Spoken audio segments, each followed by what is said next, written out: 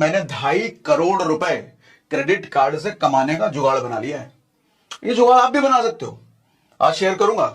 Video का agenda आज वही है कि मैं आपको यह सिखा पाऊं कि क्रेडिट कार्ड सिर्फ खर्चे के लिए नहीं होता, या क्रेडिट कार्ड बुरा सिर्फ नहीं होता, या क्रेडिट कार्ड से भैया कमाई भी करी जा सकती है। अब क्रेडिट कार्ड से कमाई के बारे में आगे बात करने से पहले थोड़ा मैं आपको समझा दूं, क्रेडिट कार्ड वाले, कंपनी वाले, जो बैंक वाले होते हैं, वो कैसे कमाई करते हैं क्रेडिट कार्ड वाले से। क्यों दर बदर जाकर के फ्री में लोगों को क्रेडिट कार्ड बांटते रहते हैं, क्यों हाथ पैर जोड़ते रहते हैं, भैया क्रेडिट कार्ड ले लो, हमारा क्रेडिट कार्ड ले लो। तो इनकी कमाई देखो दो तरीके से होती है। ये तो एक तो रिटेलर से कमाते हैं, यानी कि दुकानदार से कमाते हैं। दूसरा हम जैसे लोगों से कमाते हैं, जो हम जैसे लोग क्रेडिट कार्ड होल्डर्स होते हैं। अब रिटेलर से कैसे कमाते हैं? रिटेलर को बोलते हैं भैया तुम क्रेडिट कार्ड वाली मशीन रखो। पहले जहां पर तुम्हारे पास 5 कस्टमर आ रहे थे, मशीन होने की वजह से 50 कस्टमर आएंगे। तो रिटेलर कहता है ऐसे कैसे? वो ऐसे है कि भैया हमने शहर में ज्यादातर लोगों को क्रेडिट कार्ड दे रखा है, अब वो लोग क्रेडिट कार्ड से शॉपिंग करने में कंफर्टेबल है क्योंकि उनका बैंक खाली हो चुका है, तो क्रेडिट कार्ड को अपनी जागीर समझते हैं, क्रेडिट कार्ड से तुम्हारे पास शॉपिंग करने आएंगे। अच्छा, सारे ऐसे नहीं होते, कुछ लोग जानबूझकर क्रेडिट कार्ड इंटेलिजेंटली भी यूज करते हैं। वो इंटेलिजेंटली क्या है वो आज बताऊंगा, बेवकूफ तरीका क्या है यूज करने का वो भी बताऊंगा, कैसे बर्बाद होते हैं वो भी बताऊंगा, कैसे आबाद होते हैं वो भी बताऊंगा, कैसे 2.5 करोड़ का इंतजाम मैंने कर लिया वो भी बताऊंगा। तो टेंशन नॉट, सब बताने वाला हूं। तो दुकानदार मशीन रखने के लिए तैयार हो जाता है। अब मान लो कोई मोबाइल का दुकान वाला है, वो मोबाइल का दुकान वाला पहले 5 मोबाइल बेच पाता था कैश में, और 5 मोबाइल बेचता था, पर मोबाइल वो 5,000 कमाता था, तो 25,000 रुपए वो डेली की कमाई हो जाती थी उसकी। लेकिन जैसे उसने मशीन रखना शुरू किया, सारे कार्ड वाले पहुंचे उसके पास, हमारे पास कार्ड है, हमारे पास कार्ड है, तो कार्ड से उसका डेली का भैया 50 मोबाइल बिकने लग गया, और 50 मोबाइल बिकने की वजह से 5,000 पर मोबाइल के हिसाब से अब उसका प्रॉफिट हो चुका है 2.5 लाख रुपए। अब ट्विस्ट समझो, अब क्रेडिट कार्ड कंपनी वाली कहती है कि भैया तुम्हारा का मैंने प्रॉफिट बढ़वाया ना, तुम्हारा सेल बढ़वाया ना, अब 2.5% पर ट्रांजेक्शन मेरे को दो। तो दुकानदार कहता है ठीक है भैया, तूने मेरे 25,000 का प्रॉफिट था, उसको तूने 2.5 लाख रुपए पहुंचा दिया प्रॉफिट, तो 2% देने मेरे को कोई दिक्कत नहीं है, ले ले।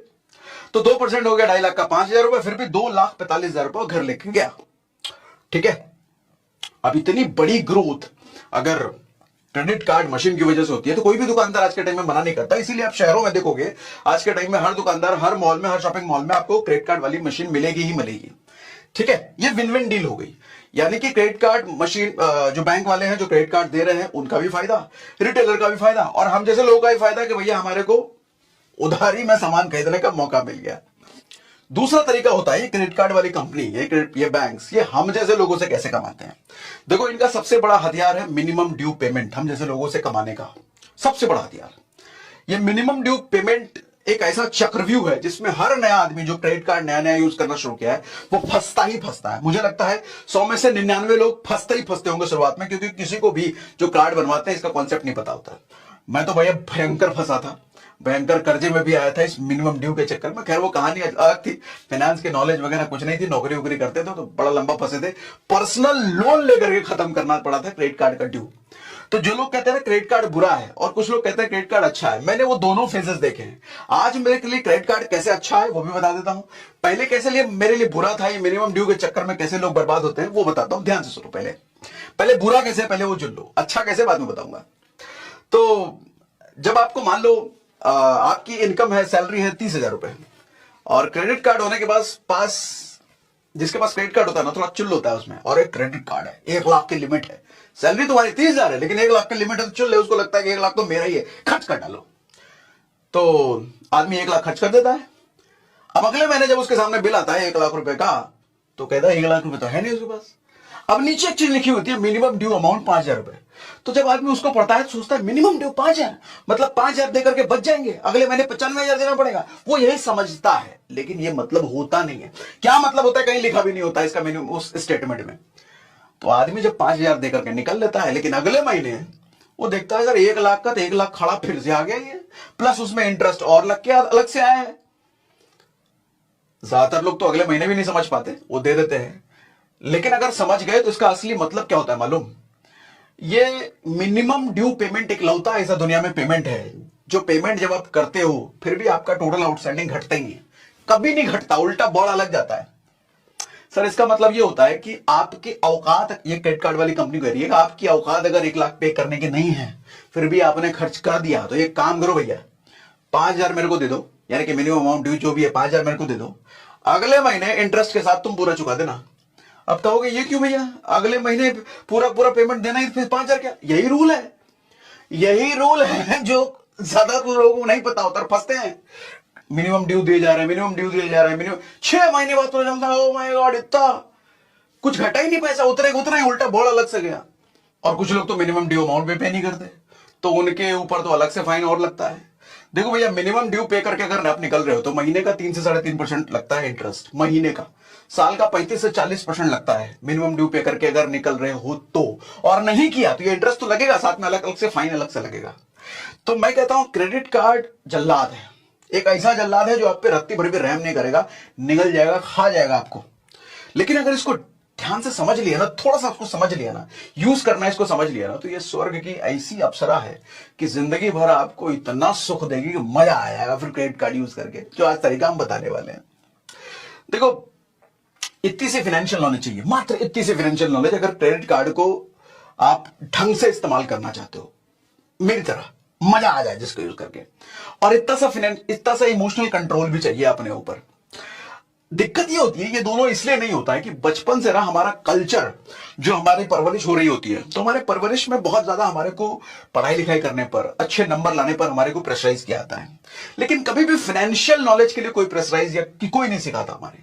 तो इसी वजह से होता क्या है कि आदमी जब बड़ा होता है तो अच्छी नौकरी भले ही ले लेता है, लेकिन फिर भी वो कर्जे, ईएमआई, ये सब जंजाल में फंस जाता है।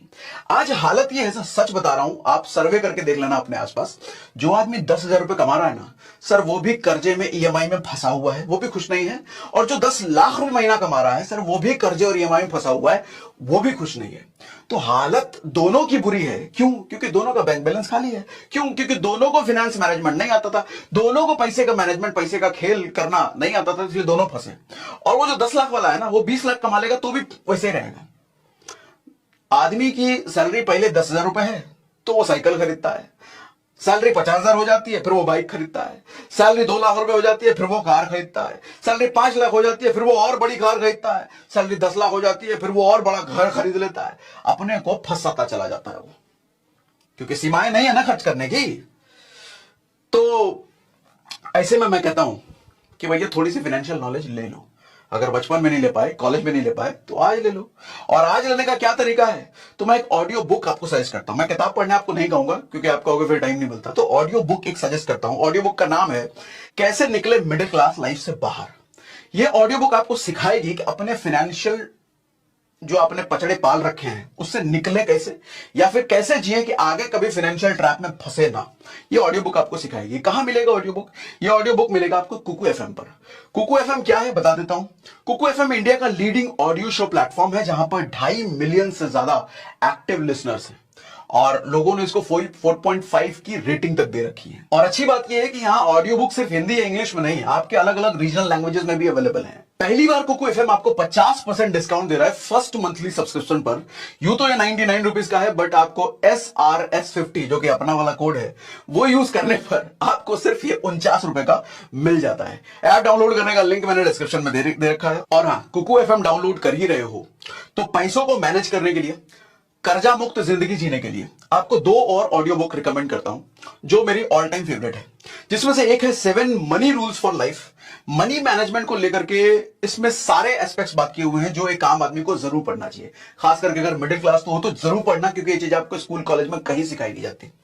दूसरा है गुल्लक, सेव मनी एवरी डे।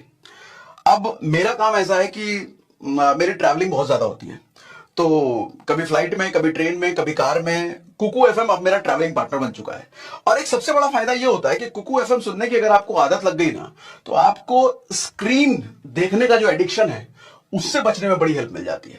अब बताता हूं कि मैं कैसे कमाता हूं क्रेडिट कार्ड से और आप कैसे कमाई कर सकते हो क्रेडिट कार्ड से।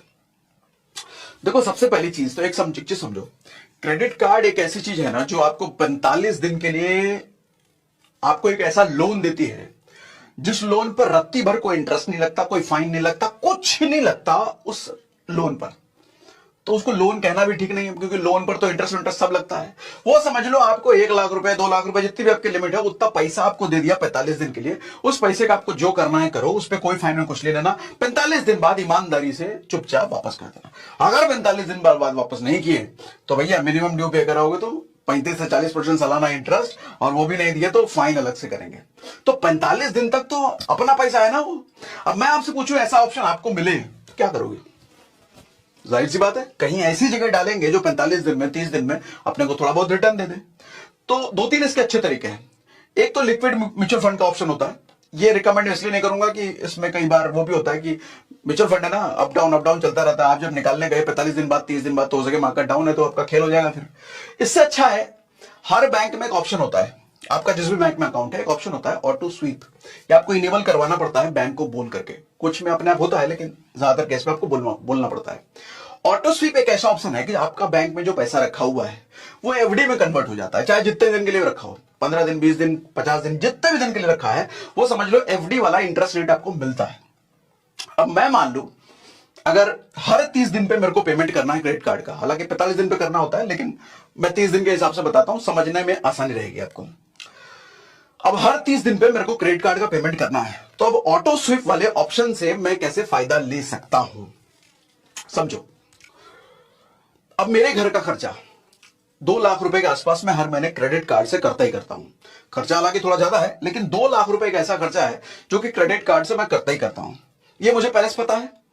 तो मैं क्या करता हूं, 2 लाख रुपए बैंक में जो रखा है उसको मैं बैंक में ही छोड़ देता हूं। अब ऑटो स्वीप लग गया, इस पर एफडी का इंटरेस्ट कैलकुलेट होना शुरू हो गया।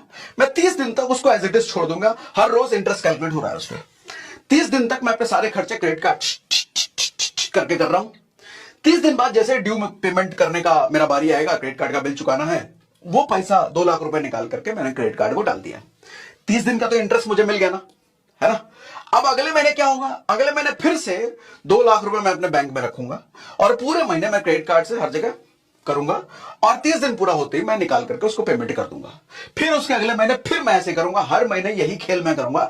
30 दिन के लिए मैं पैसा अपने बैंक में छोड़ूंगा और वो पूरा 30 दिन में अपने खर्चा क्रेडिट कार्ड से करूंगा और 30वें दिन बाद निकाल करके मैं क्रेडिट कार्ड का पेमेंट कर दूंगा। इससे होता क्या है कि हर महीने 2-2 लाख रुपए मुझे बैंक में मिलता है, और 2 लाख रुपए चूंकि मैं 30 दिन के लिए छोड़ रहा हूं तो 30 दिन के हिसाब से एफडी का इंटरेस्ट कैलकुलेट होकर के मुझे मिल जाता है। कितना मिलता है ध्यान से समझिए, कैलकुलेशन समझाता हूं, छोटी सी चीज है। अब जैसे मैंने 2 लाख रुपए बताया, अलग अलग बैंक में ऑटो स्वीप का इंटरेस्ट अलग अलग होता है, कोई 4%, कोई 5%, कोई 6%। बहुत अच्छा बैंक है तो जैसे कोटक वगैरह अच्छे बैंक है तो 6% भी देते हैं। मैं 5% बीच का मान लेता हूं। मान लो क्या, मेरा तो है ही ऐसा, तो मैं उसके हिसाब से आपको पहले समझाता हूं, फिर कम खर्चे पर भी एग्जांपल देकर आपको समझाऊंगा। 2 लाख रुपए मैंने खर्चा है। अब 2 लाख रुपए पे 5% यानी कि कितना हुआ, 10,000 रुपए। अच्छा, ये 5% एनुअल कैलकुलेट होगा, है तो महीने का, लेकिन क्रेडिट अगर आपने सेविंग अकाउंट पे एफडी का पता होगा तो महीने का भले ही है लेकिन कैलकुलेट ये एनुअल होता है। कैसे समझाता हूं। 2 लाख रुपए मैंने 30 दिन के लिए बैंक में छोड़े। अब 2 लाख रुपए का 5% 10,000 रुपए बन जाता है, तो वो 10,000 रुपए कैलकुलेट करेगा पूरे 12 महीने के लिए। अब मुझे 1 महीने का इंटरेस्ट कैलकुलेट करना है तो 10,000 डिवाइड बाय 12 कर दो, 12 महीने का, तो निकल के आता है 833 रुपए। तो 833 रुपए पर मंथ की मेरी कमाई हो गई, प्योर कमाई, जिसके लिए मुझे कुछ नहीं करना पड़ा एक्स्ट्रा, कोई हाथ पैर नहीं मारना पड़ा, सिर्फ हर महीने बैंक में मुझे छोड़ना पड़ा पैसा। और चूंकि मैंने क्रेडिट कार्ड का वो करा रखा है कि अपने आप बिल मेरा ऑटो डेबिट हो जाता है बैंक से, तो उसको पेमेंट भी चला जाता है, मुझे कुछ नहीं करना पड़ता इस 833 रुपए कमाने के लिए। अब आप कहोगे 833 रुपए कोई बहुत बड़ी इनकम थोड़ी है। सर है, बहुत बड़ी इनकम है। गेम समझो, इसी 833 रुपए से तो खेल होता है। देखो, ये 833 रुपए वो चीज है जिसके लिए मुझे कुछ करना नहीं पड़ा। ये टोटली एक्स्ट्रा इनकम है, टोटली। तो इस एक्स्ट्रा इनकम को मैं यूज नहीं करने वाला। इस 833 रुपए को मैं कर दूंगा एसआईपी, म्यूचुअल फंड में, इंडेक्स फंड में, जहां भी मर्जी हो। ईटीएफ में एसआईपी कर नहीं सकते। अच्छा, पिछले वीडियो में कुछ लोगों ने पूछा था ईटीएफ में एसआईपी कर सकते हैं क्या? सर, ईटीएफ में मैनुअल एसआईपी आप कर सकते हो। मैनुअल एसआईपी का मतलब हर महीने खुद से आप पैसा डाल सकते हो डेट पर, जो भी डेट आप डिसाइड करो, अपने आप बैंक से आपका पैसा कट जाए। ईटीएफ में ऐसा नहीं होता। तो ये आंसर दे दिया मैंने पिछले वीडियो का। आप इंडेक्स फंड में या म्यूचुअल फंड में ऑटो एसआईपी कर सकते हो, अपने आप बैंक से आपका पैसा कटता रहेगा। ठीक है, तो मैंने डाल दिया 833 रुपए, काट लेना भाई म्यूचुअल फंड, इंडेक्स फंड में। अब इससे होता क्या है, मैंने 40 साल के लिए डाल दिया, भैया 40 साल तक हर महीने ये 833 रुपए कटता रहेगा। मालूम है 40 साल बाद कितना बन जाएगा? ये 2.6 करोड़, 2.5 करोड़ रुपए का जुगाड़ हो गया ना मेरा, सिर्फ मेरे क्रेडिट कार्ड के खर्चे से। मुझे कुछ भी नहीं करना पड़ा इस पे, रात्रि भर भी कुछ अलग मेहनत नहीं करनी पड़ी इस 2.5 करोड़ रुपए बनाने के लिए। अब आप बोलोगे 40 साल तक इंतजार करना पड़ेगा। अरे तो इंतजार क्या, जिंदा तो रहोगे ना वैसे भी 40 साल तक, या कल ही सुसाइड करने वाले हो? तो जब जिंदा जब रहना ही है, और नहीं भी रहे, ऐसा कुछ ना हो भगवान की कृपा से, तो अगली जनरेशन के पास तो जाएगा ही है। और ये इनकम तो एक्स्ट्रा ही है, टोटली एक्स्ट्रा। वैसे भी आता नहीं अगर आप ये करते नहीं, आपके पास तो आता ही नहीं ना, ये करते नहीं। तो अगर आ गया तो इसको उधर डाल दो। फाइनेंस एक ऐसी चीज है ना सर, आप यूं ही नहीं जी सकते जिंदगी। फाइनेंस के साथ थोड़ी बहुत प्लानिंग करनी पड़ेगी। फाइनेंशियल अगर प्लानिंग जो लोग नहीं करते वही लोग तो फंसते हैं ईएमआई में, कर्जे में। मन किया जूता लेने का ले लो, मन किया गाड़ी लेने का ले लो, मन किया आईफोन लेने का ईएमआई पे ले लो। ये मन बर्बाद करा देता है। फाइनेंस के साथ वर्ड आता है प्लानिंग, फाइनेंशियल प्लानिंग। ये नहीं करोगे तो बर्बाद होना था है। चाहे इनकम आज 10,000 है, कल 10 लाख हो जाए, 10 करोड़ हो जाए, फिर भी बर्बाद ही रहेगा आदमी। छोटी छोटी चीजें प्लान करनी पड़ती है फाइनेंस में। बस दिक्कत यह है कि हमारे को घर में, स्कूल, कॉलेज में चीजें सिखाई नहीं होती, तो हमको पता ही नहीं होता। प्लस एक और इनकम होती है क्रेडिट कार्ड से। एक और इनकम ये होती है, ये depend upon credit card to credit card होता है। क्योंकि मेरे पास थोड़ा अच्छा वाला क्रेडिट कार्ड है। अच्छा वाला क्रेडिट कार्ड कहने का मतलब लिमिट भी अच्छी है, उसमें फीचर्स वगैरह भी मेरे को ज्यादा मिलते हैं। अब जैसे मैं देखता हूं कि हर साल 24 लाख रुपए के आसपास सालाना खर्च मैं कर रहा हूं क्रेडिट कार्ड से, 2 लाख रुपए महीना खर्च कर रहा हूं, तो ये क्रेडिट कार्ड वालों के हिसाब से अच्छा खासा एक्सपेंस है। तो मुझे हर साल में मैं देखता हूं लगभग 1.5 लाख, 2 लाख, 1.25 लाख के आसपास फ्री शॉपिंग हो जाती है मेरी। एग्जैक्ट मैंने कभी कैलकुलेशन जानने की कोशिश नहीं करी, लेकिन इतना मुझे मिल जाता है कई बार। अभी रिसेंटली मैं तकरीबन 25,000 रुपए का कुछ सूट वूट हमने खरीदा ब्लैकबेरी में जाकर के, तो पता चला जैसे कार्ड मैंने उसको दिया, कहता हो गया पेमेंट। मैंने कहा कुछ मैसेज तो आया नहीं, कटा ही नहीं। बोला हो गया सर, आपके पॉइंट्स रिडीम हो गए। बताओ, 25,000 मुझे देने की जरूरत ही नहीं होगी, फ्री में शॉपिंग होगी। कुछ महीने पहले की बात है, मैं पूमा में ऐसे गया था, वहां भी कुछ अच्छी शॉपिंग थी, तो पूरा फ्री हो गया। तो एक चीज मुझे समझ में आ रहा है कि साल भर में 1 लाख 1.5 लाख रुपए का शॉपिंग तो मुझे फ्री हो जा रहा है, plus movie ticket, plus Amazon voucher, plus points. 50 तरह के पॉइंट्स होते हैं, कुछ रिडीम्शन मिल जाता है, कुछ कैशबैक मिल जाता है, पेट्रोल पंप पे कुछ वेवर मिल जाता है। अभी जैसे मैंने लैपटॉप लिया है, अब 2 लाख रुपए का लैपटॉप लिया, तो 15,000 रुपए का अलग से मुझे डिस्काउंट मिल गया बिकॉज ऑफ क्रेडिट कार्ड। अगर क्रेडिट कार्ड नहीं होता मेरे पास तो 15,000 रुपए मुझे पे करने पड़ते। तो ये सारा कुछ जब मैं कैलकुलेट करता हूं ना, तो 2% से लेकर के 10% या फिर उससे भी ज्यादा, डिपेंड अपॉन अगर अच्छा कार्ड है तो ये रिटर्न, कैशबैक बोलो, ये सब कमाई हो जाती है इस फॉर्म में। तो मैं मिनिमम साइड भी अगर पकड़ूं, 2% भी अगर मैं पकड़ूं, तो 2% के हिसाब से सर ये हो जाता है मेरे हिसाब से। मैं अपने वाले एक्सपेंस पे अगर पकड़ूं, तो अगर मैं 24 लाख खर्च कर रहा हूं, बीच का पकड़ लेते हैं 4%, 2% तो अगर कुछ ज्यादा ही कम हुआ, 4% अगर हम पकड़े तो 96,000 रुपए हो गया भैया एक साल का। यानी कि 96,000 रुपए कमाने के लिए मुझे क्या करना पड़ा? कुछ भी नहीं सर, कुछ भी नहीं। कुछ लोग अपने आप को बड़ा चालाक समझते हैं, नहीं भैया हम तो क्रेडिट कार्ड यूज नहीं करते, हम तो पैसे वाले आदमी, हम तो डेबिट कार्ड कैश में खर्च करते हैं। मैं कहता हूं मूर्ख है वो आदमी, उसको पता ही नहीं कितना बड़ा हथियार है क्रेडिट कार्ड, कितना पैसा तुम्हारे को कमवा दे सकता है। अभी मैं जिम गया था, तो मैं जिम की मेरी मेंबरशिप रिन्यू होनी थी, तो उसने कहा कि सर रिन्यू करा लीजिए, ऑफर चल रहा है। मैंने कहा अच्छा ठीक है, ऑफर तो मुझे अच्छा लग रहा है। मैं आज अपना वॉलेट लाया नहीं, वो कार्ड है नहीं मेरे पास, तो मैं पेमेंट कल करता हूं। तो उसने बोला सर यूपीआई से कर दीजिए। मैंने कहा यूपीआई यूज नहीं, यूपीआई से मैं करूंगा क्रेडिट कार्ड से करूंगा। तो उसका रिएक्शन क्या था मालूम? सर आपको पैसों की क्या दिक्कत है? यानी कि एक चीज समझने वाली बात यह है, अगर क्रेडिट कार्ड यूज कर रहे हो तो आम जनता का क्या पर्सपेक्टिव होता है, इसके पास पैसा नहीं है इसीलिए क्रेडिट कार्ड यूज कर रहा है। अच्छा, इस पर्सपेक्टिव होने में कुछ गलत भी नहीं है, ज्यादातर लोग ऐसे ही होते हैं।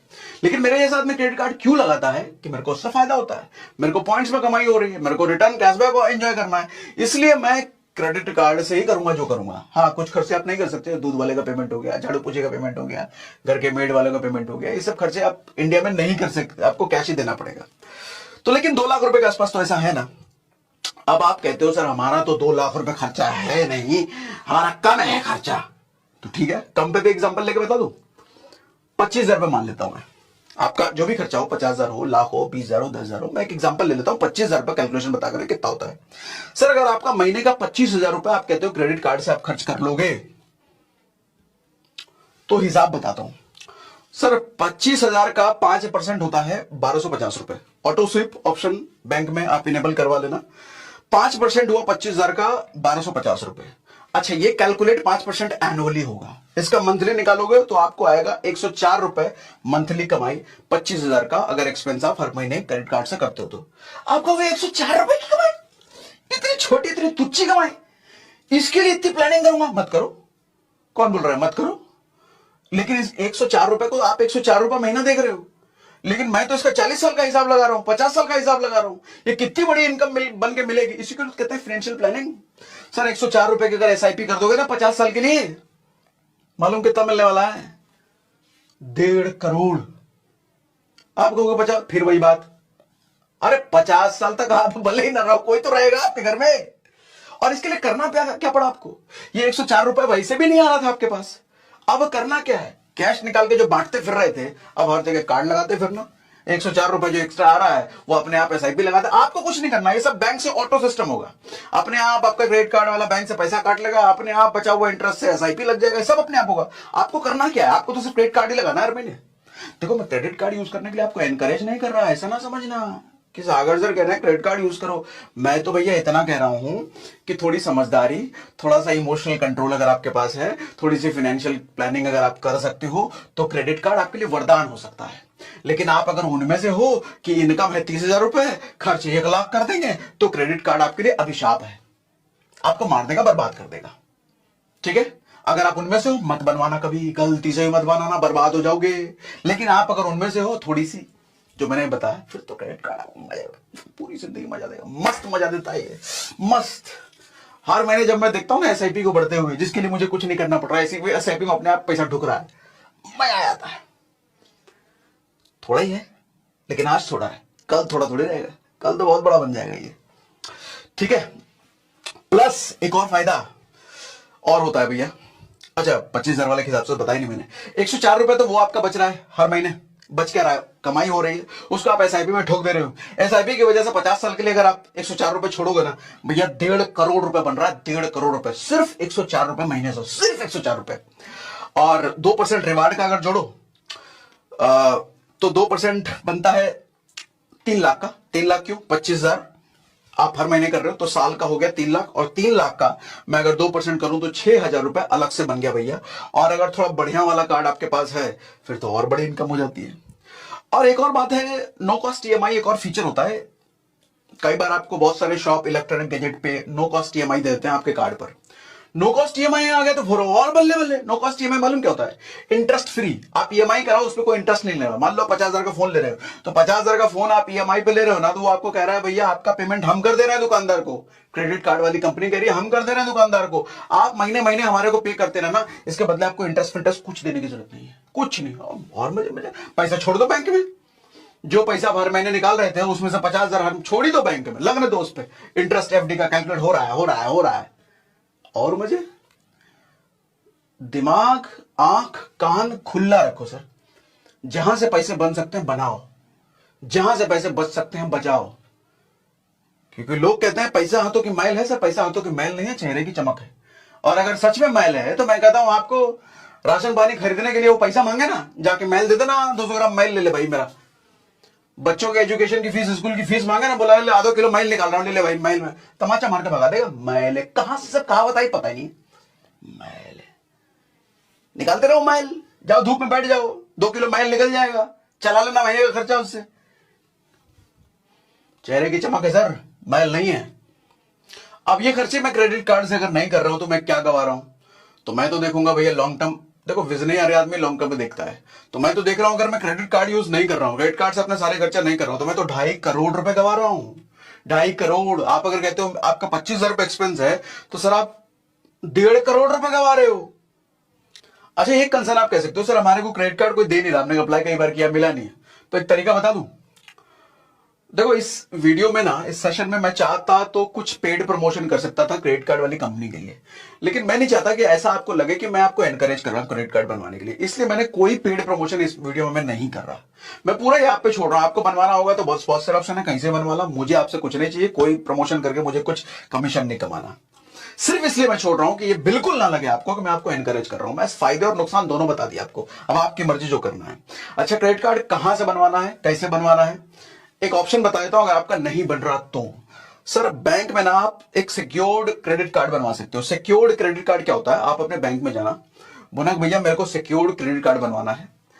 आप उसके लिए आपको एफडी करना पड़ेगा पहले बैंक में। मान लो आपको 50,000 की लिमिट वाला कार्ड बनवाना है, तो 50,000 रुपए आपको बैंक में देना पड़ेगा पहले ही, उसकी एफडी करनी पड़ेगी बैंक में। उस एफडी के बदले 50,000 की लिमिट वाला आपको कार्ड दे देगी बैंक।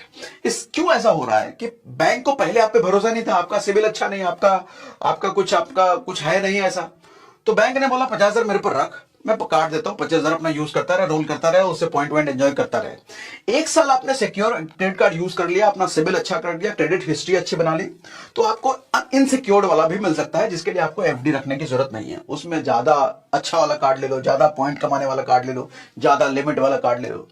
तो क्रेडिट कार्ड ये मैंने क्यों बताया, कई लोगों को क्रेडिट कार्ड नहीं मिल पाता, सिविल खराब होता है उनका, या रेगुलर इनकम बैंक ट्रांजैक्शन में नहीं दिख रहा है, तो क्रेडिट कार्ड ऐसे लोगों को बैंक नहीं देती है। तो एक ये तरीका है क्रेडिट कार्ड लेने का, इससे भी आप ले सकते हो। तो एक बार फिर से रिपीट कर देता हूं भैया, क्रेडिट कार्ड वरदान है। इसका जो 45 दिन का इंटरेस्ट फ्री मनी मिलता है आपको, वो बेसिकली वरदान है। और अभिशाप क्या है क्रेडिट कार्ड का, 35 से 40% जो इस पर इंटरेस्ट लगता है वो अभिशाप है। अभिशाप में फंसने का तरीका यह है कि मिनिमम ड्यू पे करो, मिनिमम ड्यू, या फिर वो भी पे मत करो, अभिशाप में आप फंस जाओगे। लेकिन इसको वरदान बनाने का क्या तरीका है, सर 3 दिन पहले जो आपका ड्यू डेट बनता है, उसके 3 दिन पहले, 4 दिन पहले अपना फुल पेमेंट कर दो। फुल पेमेंट आपके लिए लाइफ टाइम वरदान का काम करेगा ये। और हाँ, ऑडियो बुक सुनने के लिए कुकू एफएम डाउनलोड करने का लिंक मैंने डिस्क्रिप्शन में दे रखा है, कमेंट बॉक्स में भी पिन कर रखा है। कोड SRS50 यूज करना मत भूलना, अदरवाइज आपको डिस्काउंट नहीं मिलेगा। तो क्रेडिट कार्ड का ये वाला एंगल अगर आपको जान के सच में मजा आ गया, तो मुझे कमेंट बॉक्स में एक बार लिख के बताइए कि मजा आ गया, मजा आ गया, मजा आ गया, मजा आ गया, लिख करके बता दो। मुझे फीडबैक मिलता है कि आपको जो मैंने सेशन दिया सच में वो वैल्यू एडिंग चीज था आपके लिए। कमेंट पढ़ रहा हूं, जल्दी लिखो।